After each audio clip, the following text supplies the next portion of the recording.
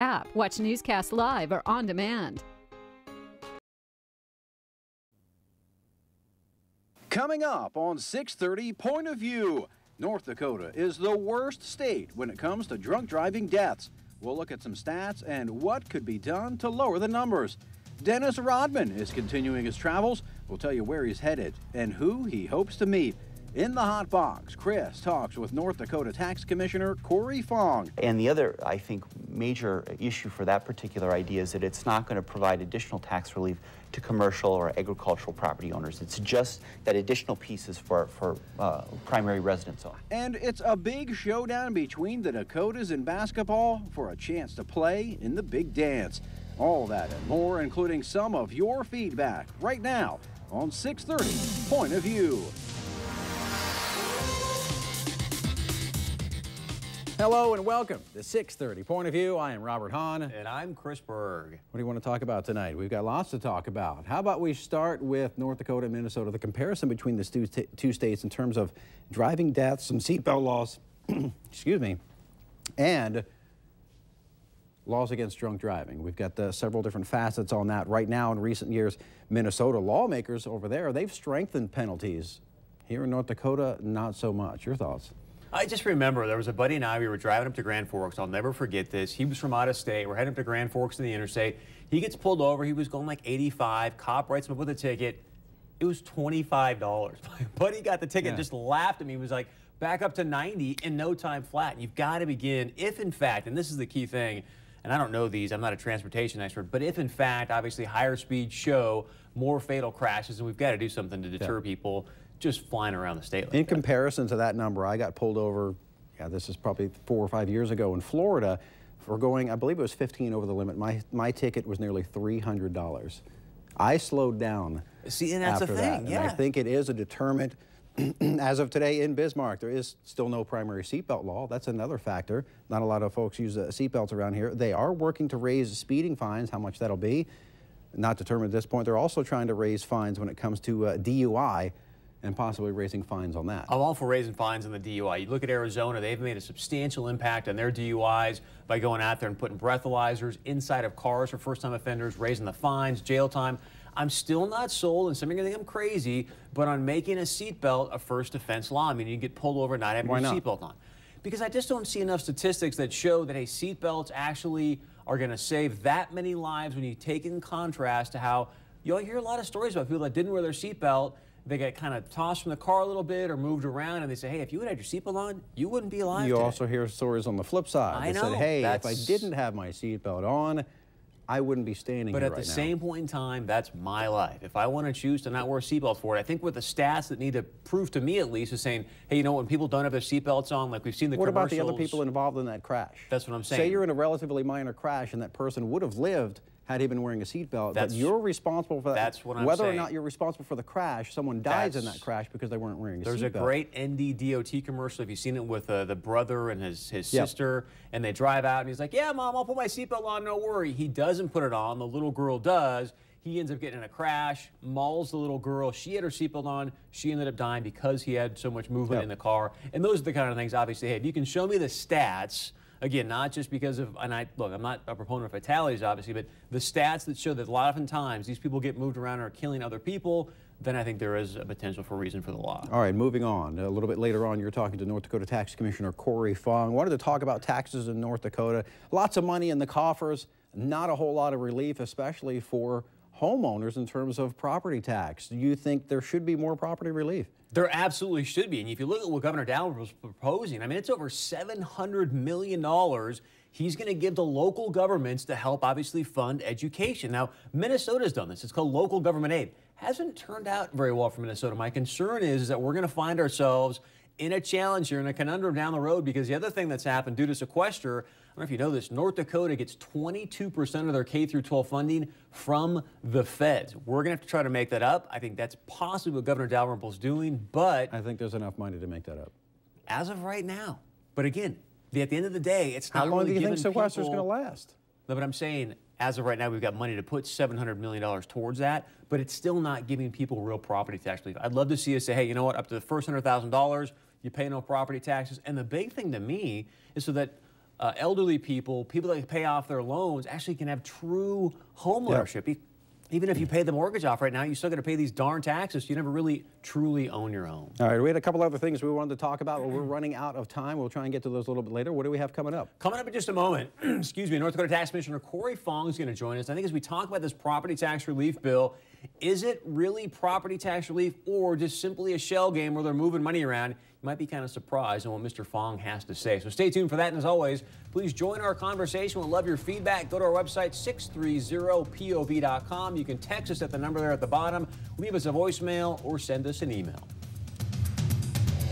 This program are those of the commenters alone. They do not represent the views or opinions of Valley News Live, our parent company, or our advertisers.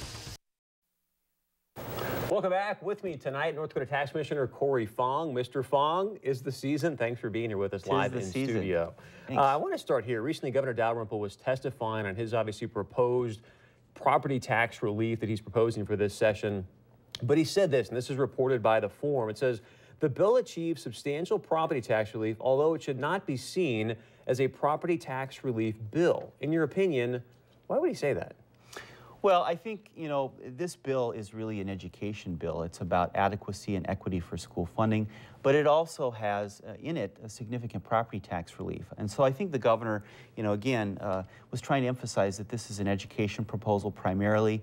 That's where it started. That's really how it's been created, is through the education process or development of education policy. The Education Committee is the committee that heard it for the most part on the House side, and now it's into the Senate. But it is a tax bill, and I think to that point, in the Senate side, it's going to be a joint hearing between the Tax Committee and the Education Committee. So within that bill, again, it's kind of like the current program, our mill levy reduction buy down on steroids. I mean, it's basically saying, okay, we're going to add to the current mill levy reduction buy down, which is all through schools, school funding, and we're going to add to that about 40 mills. Now, that's what the House proposal has, is an additional 40 mills. The governor's original proposal was another 60 mill buy down on top of the current 75. And so I think that's going to be probably the discussion as it plays out in the Senate side, is just how much should be the additional buy down. So essentially, it's about $714 million the state's going to put towards this, and it caps the mill levies at 60. Is that accurate? Actually, it's about $732 million, as I understand, and it caps mill levies at 70. Again, the governor's proposal originally would have capped mills, local spending at 60 mills. But again, there was some changes made by the House. But again, I think you're going to see the Senate probably trying to restore the bill to its original format. So again, property taxes, it's going to be a major discussion. There's other proposals out there. From the Senate, they're sending their bills to the House. The bill that's going to be in the House now is kind of the current program, the Mill Levy Reduction Grant Program, which is a 75 mill buy down. And then on top of that is a reduction based on a property tax credit for residential property owners on their primary residence. And that's not quite as generous a program as the governor's proposal. And the other, I think, major issue for that particular idea is that it's not going to provide additional tax relief to commercial or agricultural property owners. It's just that additional pieces for primary residence owners. How much does the governor's proposal increase the state's obligation in spending? Well, I don't know in terms of education spending. Yes. I mean, and overall, if we, obviously there's going to be a big chunk the state now is going to have to subsidize education funding, and it's going to be consistent. He says we can afford this, but by how much? You know, Chris, I don't have those figures with me, but obviously, I mean, the whole goal is to try, through the governor's proposal, is to increase the state's contribution to education funding. Right now, the state is spending about 70% or is covering about 70% of education funding. The governor's proposal would increase that closer to an 80%. So, obviously that's going to be a bigger commitment of state resources towards education funding. Here's my challenge, and help me if I'm missing something there, but this just seems to me like it's a shell game. Now, here we are talking about property tax relief, and yet all we're really doing is taking state tax dollars, still taxes being paid by North Dakotans, and supplementing the local political subdivisions, which our tax dollars are going to anyway. So to me, it's a shell game. We're just using tax dollars to help subsidize tax dollars. Either way, it's not true relief for North Dakotans. Well, but the the taxpayer is seeing savings in their property tax bill. That's not that's necessarily accurate. Well, some people are, and a lot of people aren't. But let me just point out that when I say savings, if you didn't have these programs in place, your property tax bill would be about 19 to 20% That's like higher. baseline budgeting. That's like the federal government right now going, yeah, we're cutting, but really we're only going to spend 3% more rather than 5% more. It's not really a cut. It's not really a savings. But again, I think that what the current program does, what the governor's program would do, is to, again, save the taxpayer additional property tax dollars. That doesn't necessarily mean because of valuation increases or mill levies going up from other political subdivisions like cities and counties that you're not going to see an increase in your property tax bill. But without these programs, you'd be paying more in your property tax. And I think that that's what's key. And some of the proposals that are also out there is to make sure that taxpayers know that the state is helping to save them money by providing this kind of relief. And there's some proposals out there to say, you know, on the property tax statement, it should show that the state is paying this much of your property tax bill. In the current program, that's about 19%. With Governor Dalrymple's plan and some of the other proposals, it would be up to about 35%. People don't know that, and I think that's what's another part that's very important for this legislative session to deal with, is make sure that taxpayers understand that portion of their bill is being paid for by the state. And Andy Peterson, the president of the North Dakota Chamber, is saying, hey, we want more transparency and people should know what's being supplemented. So it sounds like you obviously agree with that. I agree with that. The other thing, and there are other proposals too about local government spending. I mean, that's a part of this, accountability at the local level. And so the House sent over to the Senate 2 bills that provide spending caps at the local level. One is a 3% cap. It's a very simplified 3% cap based on what a political subdivision spent last year. The other is a 3% cap, but you can go up to a 6% cap if you have a public hearing and notice that public hearing. You're going to see probably something come out of this legislature to provide some kind of accountability piece at the local level as a part of this overall mix. But isn't that what votes do? I mean, shouldn't we have the accountability by voting people in and out? I want to move on to one other thing. Hypothetically, all right, hypothetically, obviously you've got great expertise in taxes. You're the king of North Dakota for a day. What should be done? What would you propose for property tax relief for the state? Well, I think we're moving in the right direction. I think that, you know, again, the biggest portion of the property tax bill is the school piece of it. I think the governor's on the right track. There still has to be, I think, a few things worked out. I think that's the relief piece of it. We increase state funding for education. We also lower property taxes as a result. But then you have to have some kind of a piece that holds the locals in check. The governor's proposal, obviously, which would increase school funding, does put for a new cap, a new school cap. But we need some of those similar kinds of caps, I think, at the local level of the city, county, and some of the other political subdivisions. And that's why I think that some of these other cap proposals probably are going to see you know, something coming out of this legislative But the other session. issue that you're not touching upon, and I don't see a lot of people talking about, is we all know appraisals are going up in the state. More and more people are moving in. Real estate's going to continue to rise. How do you mitigate that? We'll talk about that next time. We're out of time. But as always, thanks for being here. Great to have you on. We appreciate it very much, Chris. And please, you know, stick around. We got a lot more coming up. Let us know your thoughts on some of these property tax proposals that are coming down the pipeline. What do you anticipate coming out of this legislative session? As always, please join our conversation. Go to the website. Come back to 630 Point of View. Now, you just got done talking with Corey, or we just saw you get done talking with Corey Fong. A couple of interesting things that he had said, you know, that there is some property tax relief, but not a whole lot of property tax relief. And, you know, everybody's still paying their income tax. My proposal, if I could be king for a day, if you'd let me be king for a day, is how about we suspend income tax for 1 year and see what happens? You've got more people have more money in their pocket. They're going to spend more money in the state. Your sales taxes are going to go up. So I think the money that you lose, you're actually not going to get all of it back, but you're going to get a good portion of that back in the goods that people are going to be purchasing. Do you think that's something that's you want to know what's feasible? Sad? When you think about North Dakota, do you perceive us to be a conservative state? I mean, you look at our legislative body, it's ran by Republicans. Scott Lauser out of Monarch, he's a representative. He proposed a 2-year moratorium on state income taxes. Yeah. In the Finance and Tax Committee, what do you think the vote went down as? It was 13-0. It didn't even get one vote. I mean, come on, people. Do they really need income taxes 2 years in the is too state? long. How about we do 1 year? Fine, something where you feel like, Same okay, with these guys are property fighting tax. for me. How about we do property tax? Suspend it for 1 year and see how much more people are spending in the state. But here's the other part of it no one's really discussing. Local governments need to quit just spending money like it's water. There's got to be some sort of accountability, more accountability. We touched upon that, but it's so tough, in my opinion, for people to get actively involved in their local governments and really watch where all the pennies are going. But you do that, you go, man, we're spending a lot of money, i.e. bike lanes in Fargo, a lot of money in stuff that we don't really need. Ski lodges. Ski lodges, I mean. License plates. You know, when you start 500 grand here, $1 million there, it starts to add up for people. Definitely adds up. All right, moving on. Yesterday we had the interview with Dennis Rodman, and he is moving on. I think you know where he's going. According to TMZ, Dennis Rodman is already in Rome at the Vatican, in the area. He wants to be there when the new pope is named, and he wants to sit down and chat with that gentleman. Do you think that happens? You know what? It wouldn't surprise me if he tries to become the Pope. But the thing is, I don't think that happens. No. At least not in the short term. You know, and he's got a vacation to plan with Kim Jong-un anyway, so I don't know how long he could stand in Rome. All right, moving on to something a little bit more lighthearted. Tonight, NDSU, SDSU, Battle of the Dakotas, winner. Not take all, but gets to go to the big dance. And for you NDSU fans, you probably remember 2009 against Oakland University. Remember that last second shot? Do you remember who shot that last second shot? I do, because I have it in my notes in front of me. That was Ben Woodside.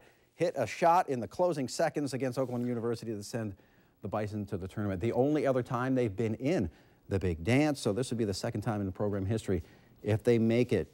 Cinderella story in the making?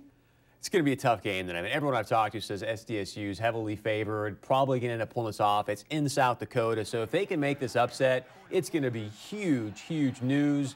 And then we'll find out on Sunday who they would get in the big dance. And if you recall, again, my notes, for you fans out there, you probably remember this much better than I do. NDSU got Kansas in the first round and actually played some really good ball against them. So, I mean, these guys can play.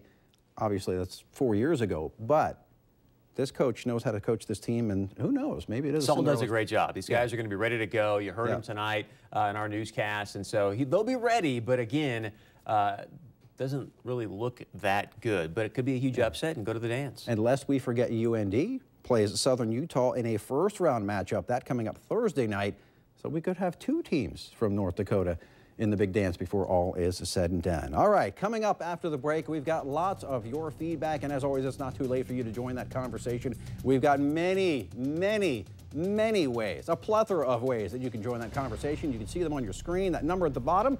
Feel free to text that number or leave us a voicemail. Stay with us, your feedback right after the break.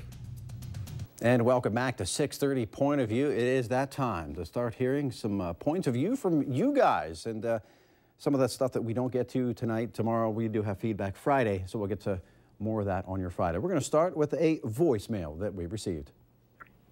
Yeah, I'm just calling to say, you know, you were talking about all those people over there starving and their government and some people being extravagant. Well, isn't that kind of like the pot calling the kettle black? Are we not doing the same thing here? Are we not spending how many hundreds of thousands of dollars on inaugural balls and different things like that when we can't even go to our New York City bridges, our Seattle streets, our downtown Minneapolis streets, and take care of our own?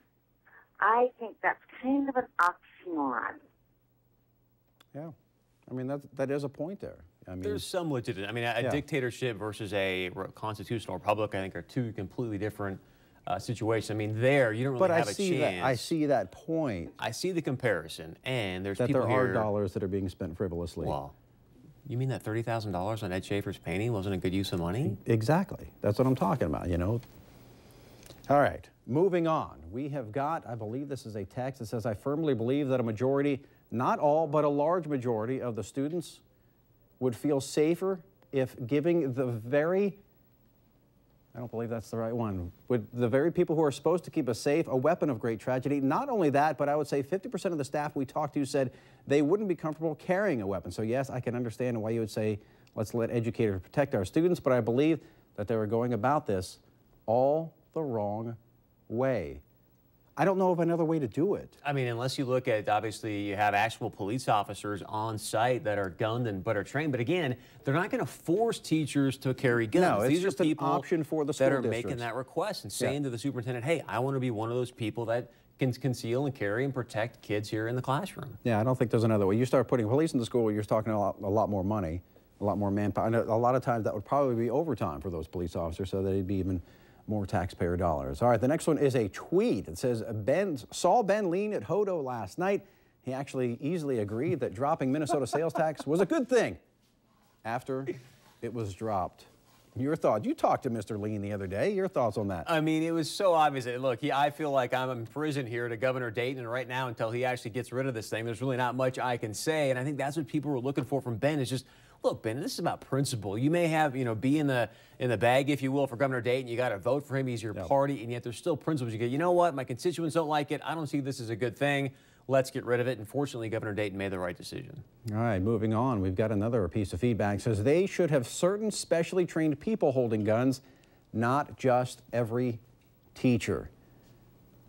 And again, That's the case. Yeah, I think there would have to be a very stringent training program. When you start bringing a gun into a school, especially with children around, yeah, I don't want it to be in the hands of just, Mr. Smith who's teaching history.